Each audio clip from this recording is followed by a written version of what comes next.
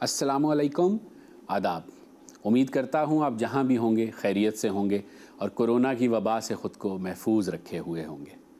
میری نظر میں زندگی یہ ہے کہ ہر وہ دن، ہر وہ شام جو گزر رہی ہے، میں کسی ایسے شخص سے مل لوں جس سے ملنے کے بعد مجھے زندگی کی شادابی کا احساس ہو، تو میں سمجھوں گا میں نے دن کما لیا۔ تو آج کی شام، آج کا مکالمہ، آج کا یہ پروگرام ایک ایسی ہی کمائی کی مانند ہے۔ جس شخص سے میں گفتگو کرنے جا رہا ہوں وہ مدرس بھی ہے، محقق بھی ہے، مصنف بھی ہے، سب سے بڑھ کر محبت کرنے والا شخص ہے، اور اس سے بھی بڑھ کر کہ ان کی گفتگو، ان کی دانش اور ان کی جو فکر ہے وہ ہے جس کی ہمارے معاشرے کو ضرورت ہے۔ آج ہمارے ساتھ ہیں ممتاز صحافی اور مدرس جناب وجاہت مسعود صاحب۔ السلام علیکم۔ السلام علیکم۔ کیسے مزاج؟ جی رہے ہیں اور خوش ہیں۔ مزہ آ رہا ہے آپ کو کراچی میں؟ جی مجھے تو بہت اچھا لگ رہا ہے، کیونکہ ان حالات میں اتنی تعداد میں لوگوں کا یہ ذوق و شوق، یہ لگن، جی امید ہے اس میں امید ہے۔ بالکل تو یہ سمجھتے ہیں نا کہ ہمارے معاشرے میں ادب جو ہے وہ ایک فعال تمدنی ادارے کے طور پہ پیچھے گیا ہے۔ جی حیران کن طور پہ جو تخلیق کا معیار ہے پچھلے 25 30 40 برس میں، جیسی اچھی چیزیں ہمیں پڑھنے کو ملیں جو لوگوں نے لکھی ہیں وہ تو کمال ہے، لیکن جو سوسائٹی میں اس کا امپیکٹ ہے، اس کا جو اثر ہے نا، جو کردار ہے نا ادب کا، وہ پیچھے گیا ہے حیران کن طور پہ۔ صحیح۔ کیونکہ میرے خیال میں ہم نے معاشرے کو جس اصول کی طرف لے کے گئے ہیں اور دانستہ لے کے گئے ہیں وہ دلیل کا نہیں، وہ طاقت کا ہے۔ تو ادب تو دلیل کی چیز ہے، ادب تو جو ہے وہ محبتوں کی چیز ہے۔ تو ہم تو تفرقے والا ڈیزائن بن گیا نا۔ اصل میں تو معاشرہ زوال پذیر ہے نا، اسی میں ایک شعبہ ادب ہے۔ جی معاشرہ نہیں کہیے، اچھا ریاست کہیے۔ اچھا، ریاست زوال پذیر، معاشرہ تو نامیاتی ہے نا۔ جہاں آپ جیسے احباب موجود ہیں، جہاں لاہور میں شعر کہا جا رہا ہے، جہاں کراچی میں پینٹنگ ہو رہی ہے، یہاں کے جو لوگ ہیں وہ پاکستان کے تمام خطوں کے وہ بنیادی طور پہ محنتی ہیں، وہ دیانتدار ہیں اور وہ انصاف پسند ہیں۔ ریاست اور کا جو سلسلہ ہے وہ کچھ اور ہے، سو ذرا ٹکراؤ ہے، لیکن میرے خیال میں اس بات کو یہی سمیٹ لینا چاہیے، کیونکہ ریاست بہرحال ہر جگہ موجود ہوتی ہے۔ معلوم ہو کہ آپ کا چائے خانہ سیل ہو گیا۔ واہ کیا بات ہے۔ نہیں سر، آنکھوں پر آپ جو بھی کہتے ہیں یقیناً اس میں سیکھنے کا موقع ہوتا ہے۔ آپ آئے ہیں تو چائے خانہ میں چائے ہم آپ کو پلائیں گے۔ کیسی چائے پیتے ہیں آپ؟ چینی نہیں ہو، ٹھیک ہے، اور دودھ کم ہو، ٹھیک ہے، اور چائے میں تھوڑی سی چائے اور ہو۔ کیا بات ہے۔ سن رہے ہیں حسن؟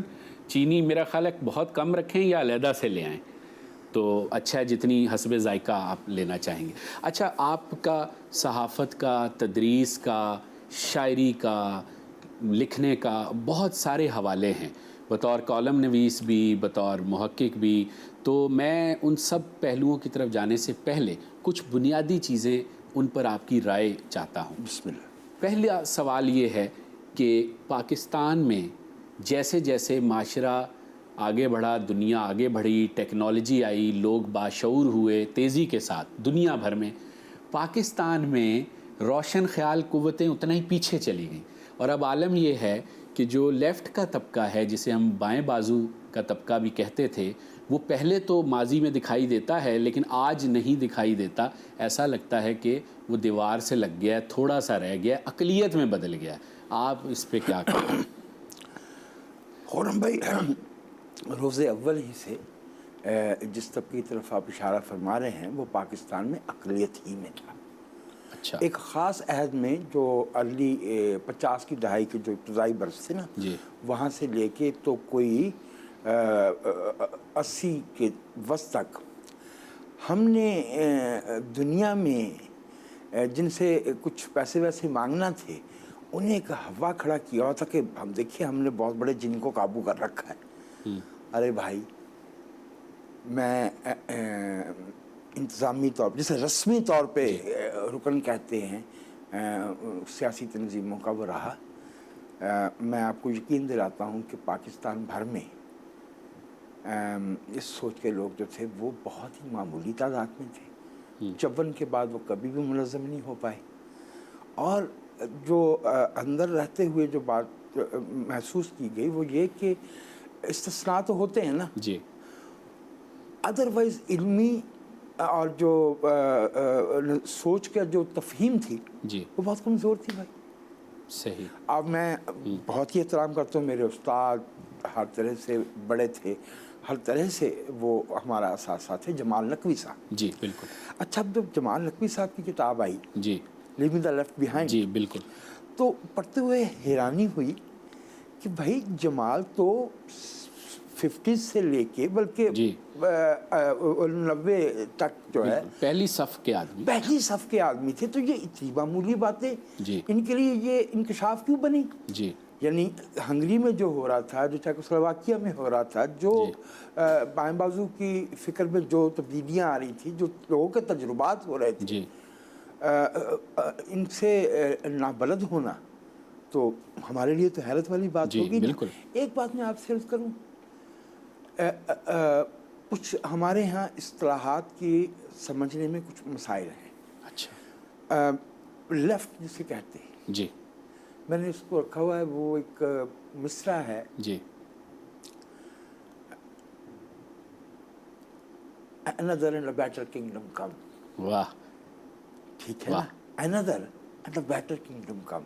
ہر نسل جہاں رہ رہی ہے اس کا ایک خواب تو ہے نا, بے شک, زیادہ آزادی کا, بے شک, زیادہ محبت کا, بے شک, زیادہ سہولت کا, زیادہ رواداری کا, بے شک, پرواز کو بڑھانے کا, انسانی فکر کی, انسانی تجربے کی, انسانی انتظام کاری کی, پرواز کو بہتر کرنے کا وہ خواب ہی بائیں بازو کا خواب ہے. بالکل ٹھیک. اس کو کوئی ضروری نہیں ہے کہ اس کے لیے جو ہے, دیکھیں یہ جو لفظ ہے بایاں بازو, جی یہ جب 1789 میں ٹینس کورٹ اجلاس ہوا, جی جب فرانس کے بادشاہ نے لوئی 14 نے کہا کہ پارلیمنٹ کو دروازہ لگا دو, وہ تالا لگا دو, نہیں جانے دیں گے اندر, اجلاس نہیں کرنے دیں گے, سب آ کے ٹینس کورٹ میں بیٹھ گئے. ٹھیک. تو جو بادشاہت کے حامی تھے وہ اسپیکر صاحب کے جو اسی وقت چن لیے گئے, ان کے دائیں ہاتھ بیٹھ گئے. اچھا. اور جو ریفرمسٹ تھے ٹھیک یا ہے. جو خود کو آپ دیکھیں 1789 میں انقلابی کہہ رہے تھے, وہ ادھر بیٹھ گئے. آج تک دنیا کی کوئی پارلیمنٹ ایسی نہیں ہے ٹریجری کے بینچز اسپیکر کے دائیں ہاتھ بیٹھتے ہیں اچھا. اور جو اپوزیشن ہے وہ بائیں طرف بیٹھتی ہے. اچھا. ارے بھائی یہ تاریخی بات ہے. جب یہ بات ہو رہی تھی اس وقت ابھی کارل مارکس کو پیدا ہونے میں 30 برس باقی تھے. ہو ابھی کمسٹ مینیفیسٹو 70 برس بعد لکھا جانا تھا. تو دائیں اور بائیں کا یہ جو سیگا ہے منسوب کر دینا ایک خاص سیاسی فکر کے ساتھ, ایک خاص فلسفیانہ فکر کے ساتھ, تو یہ گڑبڑ ہے. ہاں, لیکن پاکستان میں جس طرح مذہبی شدت پسندی نے زور پکڑا مختلف دہائیوں سے لے کے آج تک, شکل بدل رہی ہے لیکن شدت اپنی جگہ موجود ہے. تو وہاں اپنے آپ کو امتیاز کرنے کے لیے اور علیحدہ رکھنے کے لیے دائیں بازو نہ کہیں تو کیا کہیں؟ کہیے بائیں بازو. بایاں بازو. ہاں بایاں بازو نہ کہیے. لیکن میں آپ سے یہ عرض کر دیتا ہوں کہ یہ تو نام رکھے گئے, کبھی لبرل کہہ دیا. ٹھیک. احمدی تاثیر نے ترقی پسند کو ترقی پسندے کہا. اچھا. ہاں, اب میرے بچپن تک جو بہت ہی معروف گالی تھی اچھا وہ تھا کہ سرخا کہہ دیا. سرخا, بالکل ٹھیک ہے. تو پھر جو ٹھینکا ٹوٹا نامعلوم کس کے بھاگوں, تو موقع مل گیا کہ جو کچھ ہوا ہے وہ سوویت یونین میں ہوا ہے, گولاگ وہاں بنے ہیں, اسٹالن انہوں نے بھگتا ہے, لاکھوں کروڑوں کی قربانیاں ریاست کے ہاتھوں وہاں کے رہنے والوں نے دی ہے. یار ہم 3 میں نہ 13 میں. جی, اور جو تھے بھی وہ بھی نام نہاد ثابت ہوئے نا, ترقی پسندی میں بھی تو ہاتھ ہوا نا ہمارے ساتھ. ایسے نہیں سہیل بھائی, ایسے میں نہیں دیکھوں گا خرم بھائی. ایک تو یہ کہ جو سوچنے سمجھنے والے احباب ہیں جی, ان کی دیانت پہ شک کرنا یہ ہمارے لیے مناسب نہیں. نہیں, ہم خود بھی انہی میں سے. ہاں, آپ سمجھ رہے ہیں. یہ دیکھیے, مطلب ہمیں اس بات کا دکھ ہے کہ جس ایمانداری اور کمٹمنٹ کی ضرورت تھی ہمارے لوگوں سے جو ہم تھوڑے سے تھے وہ اس طرح سے پوری ہوئی نہیں. دیکھیے جہاں حسن ناصر پیدا ہوتا ہو، جہاں نذیر عباسی پیدا ہوتا، جہاں حمید بلوچ پیدا ہوتا، جس معاشرے میں شیر کی زمین میں فیض کا درخت کھڑا، واہ، فیض کا شجر کھڑا، ٹھیک ہے نا، جہاں تفہیم میں لکھنے میں ابھی جی سید تقی، بالکل ٹھیک ہے، ابھی ہم محروم ہوئے سلیم عاصمی صاحب سے. بے شک بے شک. تو بھیا یعنی کہ فرض کا مسئلہ نہیں ہے، فرد کا مسئلہ. یہ جو ہمارے حصے میں خطہ آیا نا پورے متحدہ ہندوستان سے، ٹھیک. یہ مجموعی طور پہ بہت پسماندہ علاقہ تھا. صحیح. یہ جو مشرقی، جنوبی اور شمالی ہندوستان تھا، جی اس کے مقابلے میں یہ جو ہمارا خطہ ہے یہ 100 برس پیچھے تھا.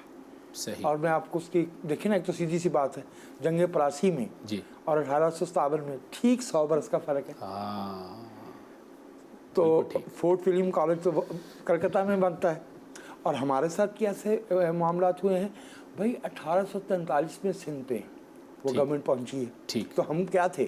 صحیح. ہم رجواڑہ تھے نا، بالکل. ہماری کوئی ایسی وہ حکومت نہیں تھی. ہم جو ہے وہ شخصی اس کے عادی تھے. صحیح. 1849 میں پنجاب تک پہنچے، ٹھیک. اور جو اس زمانے میں جو فرنٹیئر کہلاتا تھا، جو بلوچستان، ان کو ہمیشہ سرحدی بفر، وائلڈ ویسٹ صحیح. کے طور پہ رکھا، حتیٰ کہ جو ہے وہ بلوچستان کو تو اکائی ہی نہیں بننے دیا گیا. یہ بھی ایک بحث ہے. یہ بھی ایک بحث ہے. 1970 میں پہلی دفعہ بلوچستان کا صوبہ بنا. جی صوبہ بنا، بالکل ٹھیک ہے نا. تو اس وجہ سے یہ ہماری جسے کہیں گے کہ اجتماعی طور پہ ذرا ہم محرومی ہے، یہ ہماری ایک محرومی بالکل ٹھیک وہ آئی ہے. فرد کا مسئلہ نہیں، فرد کی صلاحیت کا، کمٹمنٹ کا، وابستگی کا، خوبصورتی کا، وہ تو مسئلہ نہیں. بالکل صحیح بات ہے. یہی تو وجہ ہے نا، ہم بطور روشن خیال اپنے سینے سے لگا کے بیٹھے ہیں نا، اس ذہانت کو بھی اور اس روشن خیالی کو اور بھی. دیکھیں اس میں کیا ہوا ہے، جب اتنے زور و شور سے ایسی باریک بینی سے اس ملک میں نفرت کی کیاریاں بنائی جا رہی تھیں، پنیری بوئی جا رہی تھی، اس کے باوجود جو ہے جیت کس کی ہوئی؟ محبت، رواداری کرنے والا، رواداری اور تہذیب کی. تہذیب کی. آج اگر پاکستان کا یہ جو ہمارا وفاق ہے، آپ نے توجہ فرمائی، میں چونکہ تھوڑا سا معمولی سا طالب علم ہوں، جی میں نے 1970 سے آنورڈ جو دیکھا. وجاہ صاحب اگر ہم یہاں چھوٹا سا بریک لیں اور پھر آپ کی بات کو یہیں سے شروع کریں وقفے سے آ کے.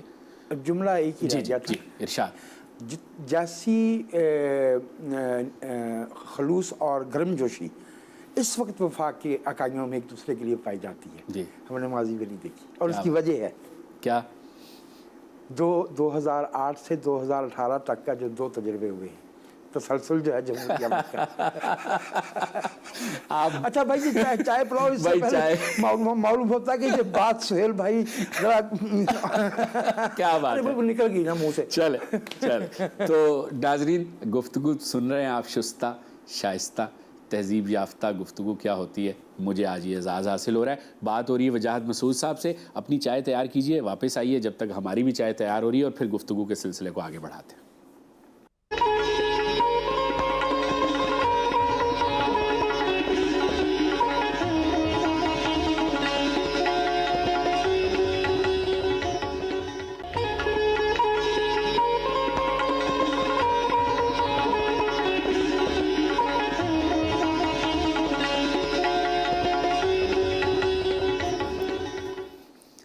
دل تو یہ چاہتا ہے کہ گفتگو کا یہ سلسلہ کئی گھنٹوں پر محیط ہو، لیکن آپ جانتے ہیں کہ پروگرام کا دورانیہ مختصر ہے، تو بغیر وقت ضائع کیے دوسرا سوال میرا یہ ہے کہ اس ملک میں، پاکستان میں، جس سے ہمیں بے پناہ محبت ہے، ہم سب کو، آپ کو، ہمیں، ہر ایک کو جو پاکستانی ہے، اگر ہم روشن خیال ہیں، اگر ہم لبرل ہیں، کوئی بھی اصطلاح استعمال کر لیں، لیفٹ کے ہیں، تو کیا آج کے دور میں یہ ضروری ہے کہ ہمیں لیفٹ کا یا روشن خیال ثابت کرنے کے لیے ہم مذہب کو گالیاں دیں؟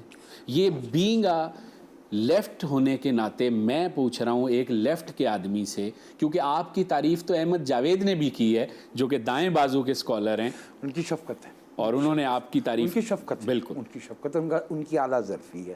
اور وہ کہتے ہیں نا کہ ہمیں تو اپنے آپ کو سب سے بہتر انسان جی. جانتا ہے، تو معلوم ہے کہ بھئی ہماری کیا مطلب ہم یہ رواداری اور احترام تو ہمارا خاصا تھا، تو یہ ہم نے کب سے گالیاں دینی شروع؟ ہاں میں اس جی لیے دیتا ہوں. ایک تو جو ہے نا ثابت کرنا، جو آپ کے سوال میں لفظ آیا نا، جی اپنا ضمیر، جی اپنی تفہیم جو ہے، جی اپنی جو سوچ ہے، وہ کسی پہ ثابت کرنے کے لیے نہیں ہوتی. کیا بات، وہ تو اپنے آپ کے ساتھ ایک مسلسل مکالمے کی بات ہے. تو ثابت کرنا کوئی چیز نہیں ہے، کیا بے بات، معنی ہے. بہترین. آپ کی جو سوچ ہے وہ آپ کی سوچ ہے، اسے مجھ پہ ثابت کیا کرنا ہے؟ وہ آپ کی کیفیت ہے. وہ آپ کی کیفیت ہے. آپ اپنے ارتقاء کے فکر کے جس مرحلے سے گزر رہے ہیں، یہ کلیئر ہے کہ وہ چلے گا. ایک ہو گیا. بالکل. دوسری بات، بنیادی مقدمہ کیا ہے جی روشن خیالی کا؟ جی وہ یہ ہے کہ جی چائے آ عقیدہ. گئی آپ کی. بسم اللہ. حسن بھائی بہت شکریہ آپ کا. وہاں بھی جی. واہ بھائی واہ، واہ بھائی واہ، بہت خوبصورت کپ میں بھائی. کراچی میں چند ہی ڈھابے ہیں جس میں سے ایک ڈھابا ہمارا ہے جس کی چائے بڑی لاجواب ہے. اپنے منہ سے آپ تعریف کر رہے ہیں، دیکھیں. اچھا بھیا، یہ تو بہت اچھا. جی ارشاد. جو عقیدہ ہے وہ ضمیر انسانی سے تعلق رکھتا ہے. واہ کیا بات. اور جو روشن خیالی کا بنیادی مقدمہ ہے وہ یہ ہے کہ عقیدے کو جج نہیں کیا جاتا. کیا بات. یہ بالکل ایسے ہی جیسے کسی سے یہ کہا جائے کہ تم یہ بتاؤ کہ تمہیں اپنی ماں سے کیوں محبت ہے. آئے ہائے، بالکل ہے نا؟ بالکل. جس کا جو عقیدہ ہے روشن خیالی کا، میرے جیسے میں نے سمجھا، جی. جیسے میرے اساتذہ نے مجھے بتایا، وہ یہ کہ آپ کسی کے عقیدے کو برا نہیں کہیں گے. بالکل کیوں؟ اس لیے کہ وہ عقیدہ کسی فرد کا ہے نا، بالکل. اور جس کا ہے اس کا یہ حق غیر مشروط ہے آئے ہائے. کہ وہ کون سا عقیدہ جو ہے اس کو صحیح سمجھتا ہے اور اس کو فالو کرتا ہے اور واہ. اس پہ عمل پیرا ہوتا ہے. سو گالی والی والا جو قصہ ہے، جی. وہ یا کسی خاص طور پہ یہ سوشل میڈیا پہ جو طوفان بدتمیزی. وہ تو میں آپ سے عرض کروں، اس میں تو الحمدللہ کہ اس میں تو ہم نے مذہب اور سیاست، اس میں تو ہم نے کو جسے کہتے ہیں تسمہ لگا نہیں رکھا. سوائے گالی کے معلوم ہوتا ہے کہ ہماری زبان میں کچھ اور رہ نہیں گیا. صحیح. دلیل نہیں دیتے اور گالی ہے، اور وہ چہار سو ہے. آئے ہائے. اس میں کوئی ادھر کی اور ادھر کی کوئی تخصیص نہیں ہے، اور یہ اچھی بات نہیں ہے. اس کا مطلب یہ ہے کہ ہم نے گالی ہے کیا؟ گالی دلیل کی نفی ہے. واہ کیا اچھی تعریف دی ہے آپ نے. گالی دلیل کی نفی ہے. گالی کا مطلب یہ کہ آپ کے پاس کہنے کو کچھ نہیں تھا، آپ نے زج کرنے کے لیے دوسرے کی توہین کی ہے. آئے ہائے ہائے، آئے ہائے. یہی کیا ہے نا. کیا بات. تو آپ نے دکھ پہنچانے کی بات کی ہے. آپ کے پاس اچھا دینے کو کچھ نہیں تھا. واہ. آپ کے پاس آپ کا جو بھی موقف ہے اس کے حق میں آپ کے پاس حقائق، اعداد و شمار، دلیل وہ نہیں تھی، تو آپ نے گالی دے دی. میں تو وہ والا جو قصہ جو کس طرح کی سوچتے بھی ہیں. جی. ابھی آپ نے جیسے فرمایا کہ احمد جاوید صاحب، جی. تو میں دوسری بھی مثال پیش کروں گا. جی. آپ یہ دیکھتے ہیں ہمارے فیض صاحب بالکل. فیض صاحب کو بہت بڑا والا. جیسی گالی، جتنی گالی دی گئی، فیض صاحب نے تو پلٹ کے دیکھا ہی نہیں، جواب ہی نہیں دیا. بلکہ جو ان کے ایک بہت ہی صاحب، ان کے بہت ہی جسے کہنا چاہیے غالی مخالف تھے. جی. تو جو کسی نے فیض صاحب سے کہا کہ صاحب وہ تو بہت ہی بڑھ گئے آپ کی مخالفت میں، تو کہنے لگے اچھے بھلے ہوتے تھے، ہمارے دوست. واہ واہ واہ کیا بات ہے. تو بھائی کیا بے نیازی اور کیا صوفی منش رویہ ہے. آپ نے دیکھا نہیں کہ جو اشفاق صاحب نے جی فیض صاحب کے بارے میں لکھا، بے شک، تو اس میں تو انہوں نے کہا ہی یہ. اچھا میں اشفاق صاحب نے فیض صاحب کی جو مجموعہ آیا نا آخری والا، جی، تو اس میں انہوں نے یہی کہا کہ اگر یہ اس زمانے میں بھی موجود ہوتے تو کسی بدزبان شخص کی اگر اطلاع آتی کسی کی بدزبانی کی، تو حضور پاک جو ہے وہ کہتے بھائی فیض کو بھیجو، یہ ہمارے مسلک میں چلنے والا ہے. کہ گالی بھی کھا لیتا ہے، یہ جواب نہیں دیتا. کیا بات، نہیں دیتا.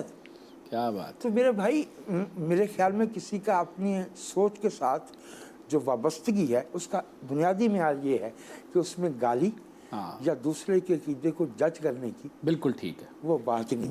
بات صاف ہو، چائے بھی لیجئے۔ اچھا، اب چونکہ یہ افکار پر مبنی تو میرے پاس اتنے سوالات ہیں کہ پورا پروگرام اس کی نظر ہو جائے گا، تو تھوڑا سا بدلتے ہیں گفتگو کا رخ۔ اور آپ نے آن لائن صحافت شروع کی اور پھر اپنا آن لائن پلیٹ فارم ہم سب کے نام سے شروع کیا، اور بے انتہا پاپولر ہے۔ گو کہ کچھ لوگوں کا اعتراض بھی ہے کہ بہت سا کوئی غلاظت ٹائپ بھی چیزیں چھپ جاتی ہیں اس پہ جو نہیں چھپنی چاہیے یا صحافت کے زمرے میں نہیں آتی، لیکن میں اس کو دوسری طرح دیکھتا ہوں کہ آپ نے اس آزادی کو برقرار رکھا جو اظہار رائے کی آزادی ہے۔ اور تو آن لائن صحافت کا مستقبل میں جاننا چاہتا ہوں آپ سے کیا ہے اب اس ملک میں؟ کوئی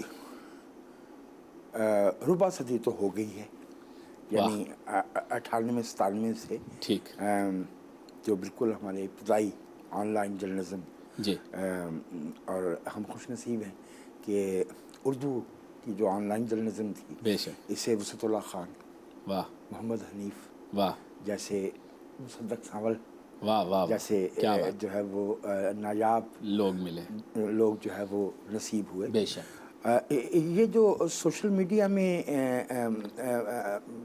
فیس بک کا کامنٹ ہے جی، یا ٹویٹر ہے، میں سمجھتا ہوں کہ یہ انفرادی آراء ہے۔ ٹھیک ہے، میڈیا کی جو ایک بنیادی تعریف سمجھی جاتی ہے کہ وہ یہ کہ اس میں جو کچھ کہا جا رہا ہے اس کی کوئی ذمہ داری لیتا ہے۔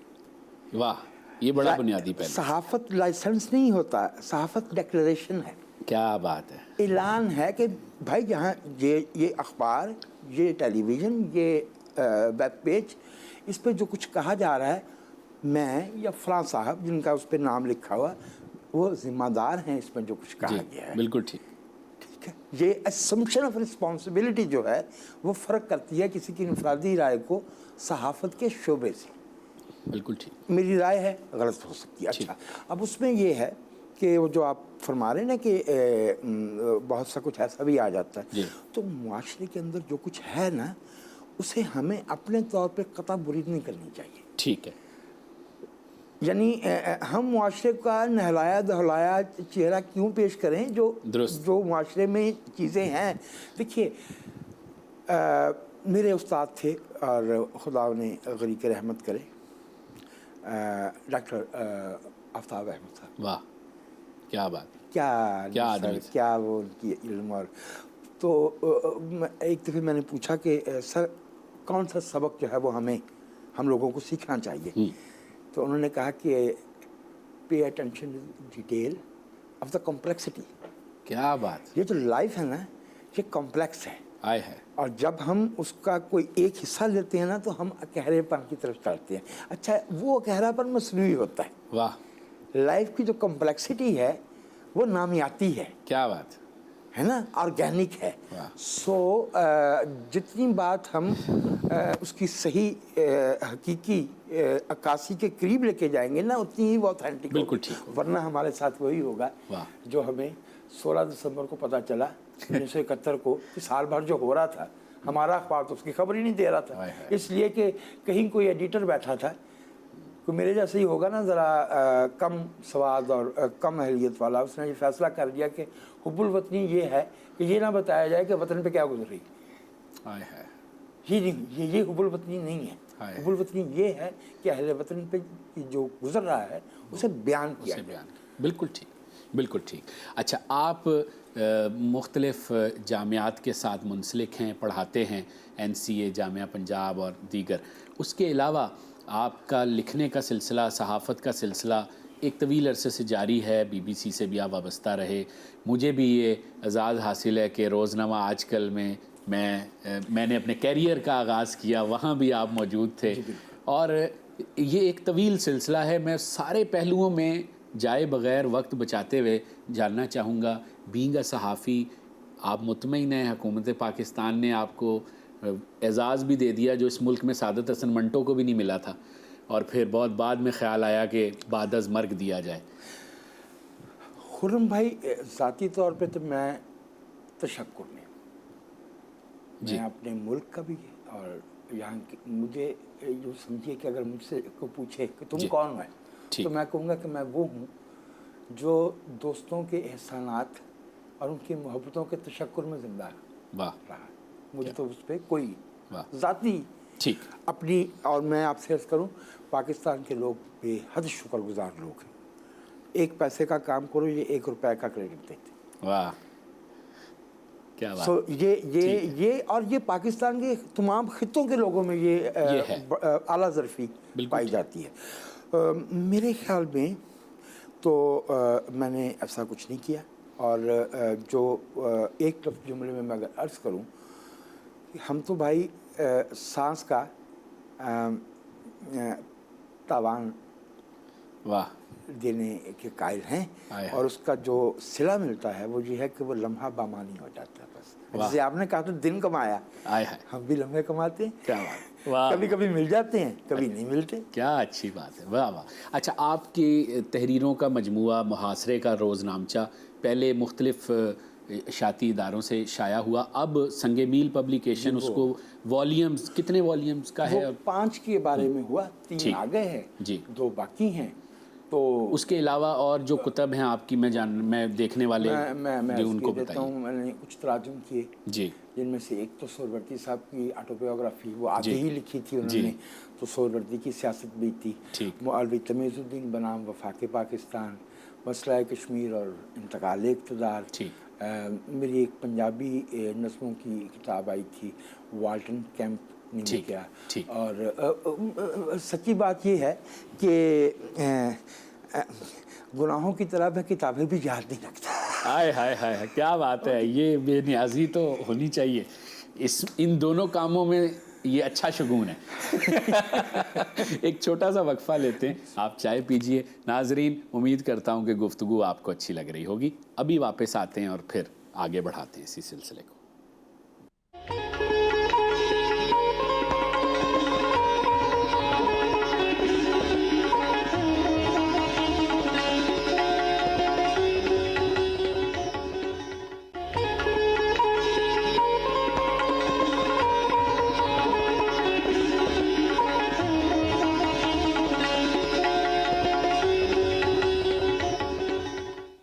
गुफ्तगू हो रही है वजाहत मसूद साहब से और बहुत मज़ा आ रहा है, लेकिन वक्त जो है वो तेज़ी से पर लगा के उड़ रहा है। मुझे ये बताइए, ज़िंदगी में इतना काम किया आपने मुख्तलिफ़ जहतों में, और माशाल्लाह से बहुत ही आपके चाहने वालों का एक बड़ा हलका है जिसमें मैं ख़ुद भी शामिल हूँ। तो क्या महसूस करते हैं ज़िंदगी में जो कर गुज़रना चाहते थे, कुछ हुआ?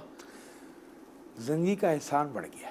आहा। और जो हमारी जो काविश थी वो बहुत पीछे रह गई। तो इस लिहाज से इत्मीनान तो फिर नहीं हो सकता। सही। क्योंकि ज़िंदगी ने हमें जो कुछ दिया, हमारे पहलों ने जी। और हमारे साथियों ने, जी। वो ज़्यादा सही। वकी रहा। उसका जिसे कह रहे हैं जी कि मैं उसका एहसान ज़्यादा समझता हूँ कि वो बड़ा है। ख़ुद कुछ ऐसा नहीं किया, और अब तो एक ख्वाहिश या एक ख्वाब जो हमने देखा था वो ये था कि शायद हम अपनी ज़िंदगी में अपने मुल्क को, अपने मुआशरे को नॉर्मल होते हुए देख लें। ठीक। नॉर्मल होने का मतलब ये है कि जिस अहद में ज़िंदा हैं जी। उसमें हम एक इन्हिराफ बन के ना रह जाए। सही। हमारा मुल्क भी जो है, हमारे लोग भी जो है, वो तरक्की की, खुशी की, सहूलत की, इंसाफ की शाहराह पे हों।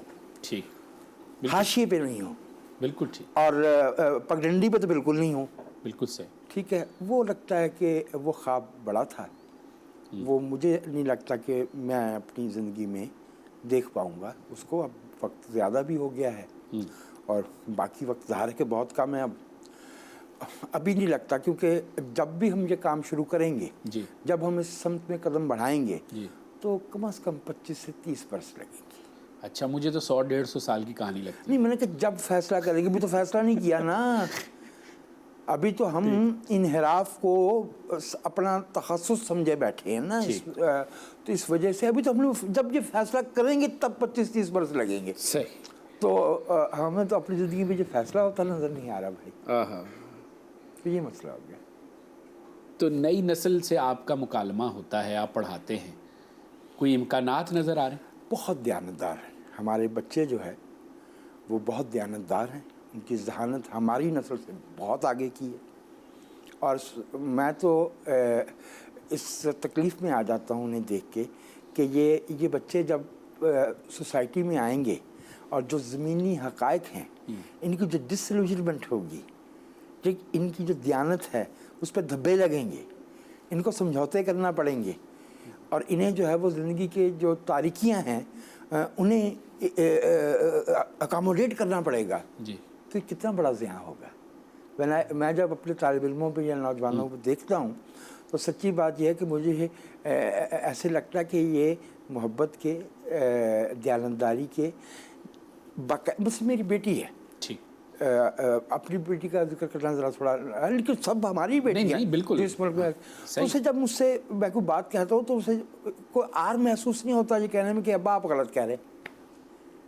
ٹھیک، میں سمجھتا ہوں کہ یہ ایک بات ہوئی کہ اور یہ بھی ہم نے نہیں بچوں کو یہ حوصلہ دیا، ہم نے تو آپ کو پتہ ہے کہ سوال کو جی برا جاننا، جی ہم نے تو سوال کی ثقافت جو ہے جی ہماری نسل نے اور ہمارے سے پہلی نسلوں نے اس کو دبا کے رکھا، اس کو کچلا، لیکن یہ بچے جو ہے چونکہ یہ آج کی دنیا میں ہیں، آج کی ٹیکنالوجی سے جڑے ہوئے ہیں، اور یہ آج کی جو قدریں ہیں، وہ جو کہا نا کسی عقل مند نے کہ اے question that is valid any where is valid every where, واہ تو یہ ہماری نسل جو ہے یہ اپنے عہد کے سوالات سے جڑی ہوئی ہے۔ کیا بات، میں تو ان کے بارے میں بہت سوچتا ہوں کہ کیا لوگ ہیں، واہ واہ، what men shall do and we in our graves۔ کیا بات، کیا بات ہے مجاہد صاحب، دل تو یہ چاہتا تھا کہ آپ سے بہت ساری گفتگو کی جائے، لیکن مجبوری ہے کہ آپ سے اجازت لینی ہے، اور اتفاق ایک یہ بھی ہے کہ جس طرح بہت ساری اور چیزیں آپ کی اور میری ایک جیسی ہیں، چونکہ میں آئیڈیلائز کرتا ہوں نا آپ کو،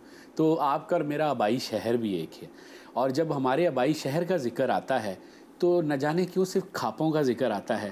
گجرانوالا میرا خیال ہے بڑی بڑی علمی ادبی ہستیاں وہاں سے، میں نے گلزار صاحب سے جب درخواست کی تھی کہ میری کتاب کا دیباچہ لکھ دیں تو میں نے اس میں ایک لائن لکھی تھی جس کو ایوب خاور صاحب نے کہا کہ آپ نے گلزار صاحب کے نا دل میں خنجر اتار دیا، اور وہ لائن یہ تھی کہ میری جنم بھومی وہی شہر ہے جو شہر امرتا پریتم کا تھا۔ راشد صاحب کا پتہ ہے، جی، نون راشد صاحب کی نون پیدائش، میم راشد، میرا جی، میرا جی، اور لالا لاجپت رائے کے نام پہ جی اس زمانے میں جی 27 میں جو پہلا جی بلدیاتی انتخاب جی ہوا، جی یعنی آزادی کی لڑائی میں بھی پیچھے تھی، اور جی، یہ مزے کی اچھی بات ہے کہ لائل پور بھگت سنگھ کا، واہ واہ گجرانوالا، واہ، گجرانوالا کی تو اینٹوں میں ابھی تک جو ہے وہ شیراوالا باغ میں بالکل وہ ناروں کی بازگشت کہیں بعض گشت ہے، کہیں کہیں لگتے ہیں وہ نقش محسوس ہوتے ہیں۔ تو میں چاہتا ہوں آپ سے اجازت لے رہا ہوں تو اس شہر کی نسبت کے ساتھ اور ہماری پوری ثقافت اور تہذیب، ہمیں سب شہروں سے ظاہر بات ہے پیار ہے، تو کوئی اپنی پنجابی کی کوئی چیز آپ ہمیں سنائیں، اور اسی پر آپ سے ہم اور ناظرین سے اجازت بھی لیں گے، تو بہت ہی ہمارے مختصر ایک نظم ہے جی جو اتفاق سے یہاں ایک دوست سے مجھے مل گئی، مجھے اپنی نظمیں یاد نہیں رہتی، پڑھنا پڑتی ہیں، واہ، تو اس کا پنجابی نظم ہے، تو اس کا عنوان ہے ایک نظم ریگی سی، چنگے لوگ تے پیڑا ویلا، آئے ہے، میں انپول، واہ، عمراں بدہ شک لگان، ہائے، چنگا کیتا دنیا داری کوئی نہ سکھی، آ کے بیٹھے سگریٹ پیتا ویلا آیا اٹھ کے ٹر پے، آئے ہے، رنگ تماشا دوروں تکیا جی پرچایا وانگ یتیماں ٹپڑی وانساں نیڑے ہو کے کی کرنا سی، ہائے، اتھے کیڑا بہ رہنا سی، آئے، سجنوں مترو جی مننے تے رج کے جینا، آئے ہے، رنگ منانا پک پکھیرو بن کے اڈنا، آہا، دنیا اینی ماڑی نہیں سی، آئے ہے، ساڈے نال تے ہتھ ہویا سی، تھاں تے ویلا راز نہیں آئے، ہائے، آ کے بیٹھے سگریٹ پیتا ویلا آیا اٹھ کے ٹر پے، آئے ہائے ہائے ہائے ہائے، بہت شکریہ، بہت شکریہ۔ بہت عنایت، بہت